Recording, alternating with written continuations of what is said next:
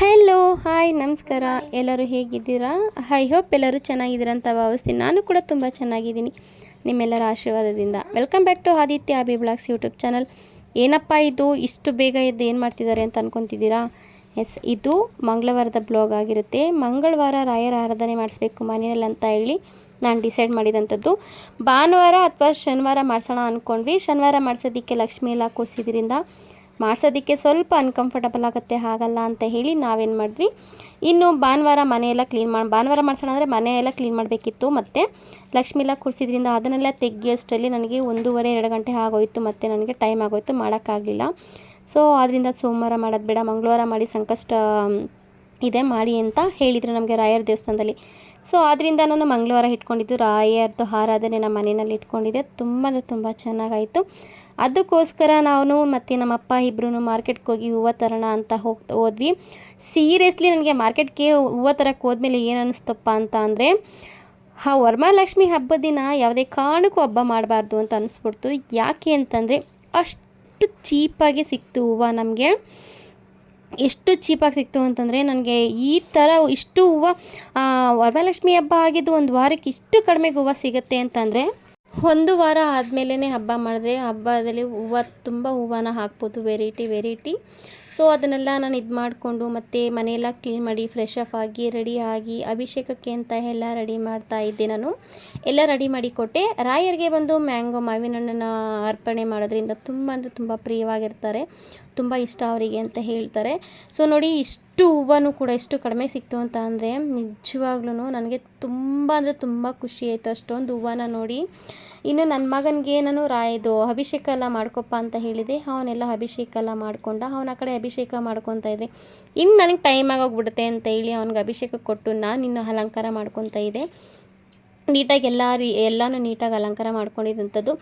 ನಾನು ಮ್ಯಾಕ್ಸಿಮಮ್ 3 ವರ್ಷದಿಂದನೂ ನಾನು ರಾಯರನ್ನ ಪೂಜೆ ಮಾಡ್ತಾ ಇರೋ ಅಂಥದ್ದು. ನನಗೆ ರಾಯರು ಯಾವಾಗ ಪರಿಚಯ ಆಗಿದ್ದು ಅಂತ ಅಂದರೆ, ನನಗೆ ತುಂಬ ಕಷ್ಟ ಅಂತ ಇದ್ದಾಗ, ನಮ್ಮ ಲೈಫಲ್ಲಿ ನನಗೆ ಜೀವನನೇ ಬೇಡ, ಎಷ್ಟು ದೇವ್ರು ಮಾಡಿ ಎಷ್ಟೆಲ್ಲ ಮಾಡ್ತಾಯಿದ್ದೀನಿ, ನನಗೆ ಜೀವನೇ ಬೇಡ ಅನ್ನೋಂಥ ಪರಿಸ್ಥಿತಿ ಬಂತು.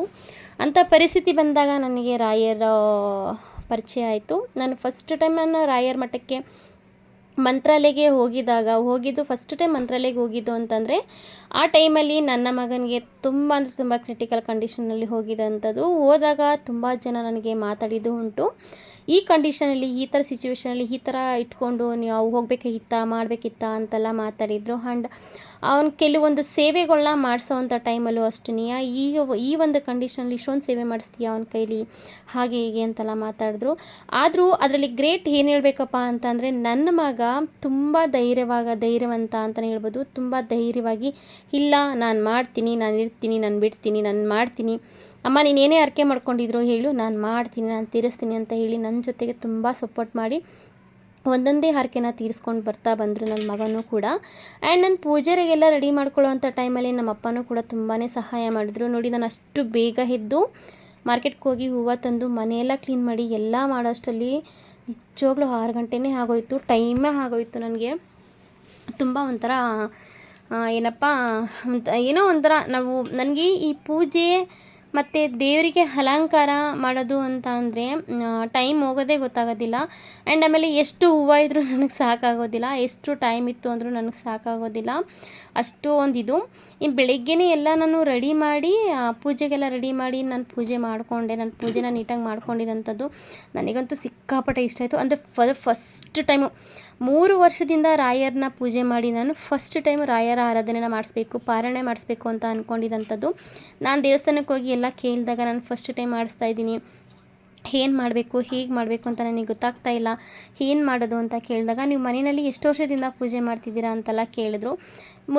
3 ವರ್ಷದಿಂದ ನಾನು ಪೂಜೆ ಮಾಡ್ತಾಯಿದ್ದೀನಿ ಅಂತ ಹೇಳಿದಾಗ ಅವ್ರು ಹೇಳಿದ್ರು, ಇಲ್ಲ ನಾವು ಮಾಡಿಕೊಡ್ತೀವಿ ಅಂತ ಹೇಳಿದ್ರು. ಅಷ್ಟು ಮಂಗಳವಾರ ತುಂಬ ಬ್ಯುಸಿ ಇದ್ರು ಅರ್ಚಕರೆಲ್ಲರೂ. ಅಷ್ಟು ಬ್ಯುಸಿ ಇದ್ರೂ ಕೂಡ ಮನೆಗೆ ಬಂದು ಪಾರಾಯಣ ಎಲ್ಲ ಮಾಡಿಕೊಟ್ರು, ನಮಗೆ ಆರಾಧನೆ ಎಲ್ಲ ಮಾಡಿಕೊಟ್ರು. ತುಂಬ ಖುಷಿ ಆಯಿತು. ಆ್ಯಂಡ್ ನಾನು ಅಂದ್ಕೊಂಡಿದ್ದೆ ಬೇರೆ ಥರ, ಬಟ್ ಪೂಜೆ ಆಗಿದ್ದೆ ಬೇರೆ ಥರ. ಸೊ ನನಗಂತೂ ತುಂಬ ಖುಷಿ ಆಯಿತು. ತುಂಬ ಒಂದು ಒಳ್ಳೆ ಪೂಜೆ ಆಯಿತು. ನನ್ನ ಕೈಲಿ ನನ್ನ ಶಕ್ತಿ, ಭಗವಂತ ನನ್ನ ಕೈ ನನಗೆ ಎಷ್ಟು ಶಕ್ತಿ ಕೊಟ್ಟು ಅವರು ಮಾಡಿಸ್ಕೊಬೇಕು ಅಂತ ಇದ್ರೋ ಅಷ್ಟು ಮಾಡಿಸ್ಕೊಂಡಿದ್ದಾರೆ. ಕೊನೆಗೂ ನಾವು ಅವ್ರ ಸೇವೆ ಮಾಡೋ ಅವಕಾಶನ ಮಾಡಿಕೊಟ್ಟಿದ್ದಾರೆ. ನಿಜವಾಗ್ಲೂ ನಾನು ಯಾವತ್ತೂ ಚಿರಋಣಿ ಆಗಿರ್ತೀನಿ.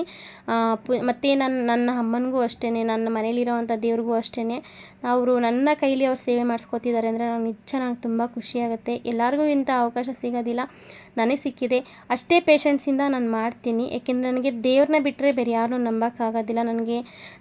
ನಾನು ಸೋತಿರಲಿ ಗೆದ್ದಿರಲಿ, ನಾನು ಏನೇ ಮಾಡಿದ್ರು, ನಾನು ಹತ್ತಿದ್ರು ನಕ್ಕಿದ್ರು ಎಲ್ಲದಕ್ಕೂ ಅವಳೇ ಕಾರಣ, ಭಗವಂತನೇ ಕಾರಣ ಆಗಿರ್ತಾರೆ. ಸೊ ಆದ್ದರಿಂದ ನಾನು ಭಗವಂತನಲ್ಲಿ ತುಂಬ ಡಿಪೆಂಡ್ ಆಗ್ತೀನಿ. ಸೊ ಕೊನೆಗೆ ನಮ್ಮ ಮನೆಯಲ್ಲಿ ಪಾರಾಯಣ ಕೂಡ ಸ್ಟಾರ್ಟ್ ಆಯಿತು. ಪಾರಾಯಣ ಕೂಡ ಮಾಡಿಸಿದ್ವಿ ನಾವು ಅವತ್ತಿನ ಸಂಜೆ. ಅಪುತ್ರೋ ಲಭತೆ ಪುತ್ರ ನಿರ್ಧನೋ ಧನವಾನ್ ಭವೆ ರೋಗಾರ್ಧೋ ಮುಚ್ಯತೆ ರೋಗಾರ್ಬದ್ಧೋ ಮುಚ್ಯೇತ ಬಂಧನಾತ್ ಯಜ್ಞತಿಷ್ಠತಮಂ ಲೋಕೆ ತತ್ತತ್ ಪ್ರಾಪ್ತೋಕ್ತ ಸಂಶಯಃ ಐಶ್ವರ್ಯಂ ರಾಜಸನ್ಮಾನ. ಮತ್ತು ಮಂಗಳವಾರದ ಬ್ಲಾಗ್ ಇದಾಗಿತ್ತು. ಈ ಬ್ಲಾಗ್ ನಿಮ್ಗೆ ಏನಾದ್ರು ಚೂರಾದರೂ ಇಷ್ಟ ಆಗಿತ್ತು ಅಂದರೆ ಲೈಕ್ ಮಾಡಿ, ಶೇರ್ ಮಾಡಿ, ಕಮೆಂಟ್ ಮಾಡಿ. ಪ್ಲೀಸ್ ದಯವಿಟ್ಟು ಸಬ್ಸ್ಕ್ರೈಬ್ ಮಾಡಿಕೊಂಡು ವೀಡಿಯೋಸ್ನ ನೋಡಿ. ಸದಾ ನಿಮ್ಮೆಲ್ಲರ ಆಶೀರ್ವಾದ, ನಿಮ್ಮ ಸಪೋರ್ಟ್ ಹೀಗೆ ಇರಲಿ ಅಂತ ಹೇಳ್ತಾ, ರಾಘವೇಂದ್ರ ಮತ್ತು ನಾನು ಆರಾಧಿಸುವಂಥ ಮಾರಮ್ಮ ತಾಯಿ ಸರ್ವರಿಗೂ ಒಳ್ಳೆಯದನ್ನು ಮಾಡಲಿ, ಸಕಲವನ್ನು ಕೊಟ್ಟು ಆಯಸ್ಸು ಆರೋಗ್ಯವನ್ನು ಕೊಟ್ಟು ಎಲ್ಲರನ್ನೂ ಕಾಪಾಡಲಿ ಅಂತ ನಾನು ಕೇಳ್ಕೊತೀನಿ. ನನ್ನ ಮನಸಾರೆ ನಾನು ಕೇಳ್ಕೊತೀನಿ. ದಯವಿಟ್ಟು ಸಪೋರ್ಟ್ ಮಾಡಿ. Thank you all. Bye, good night.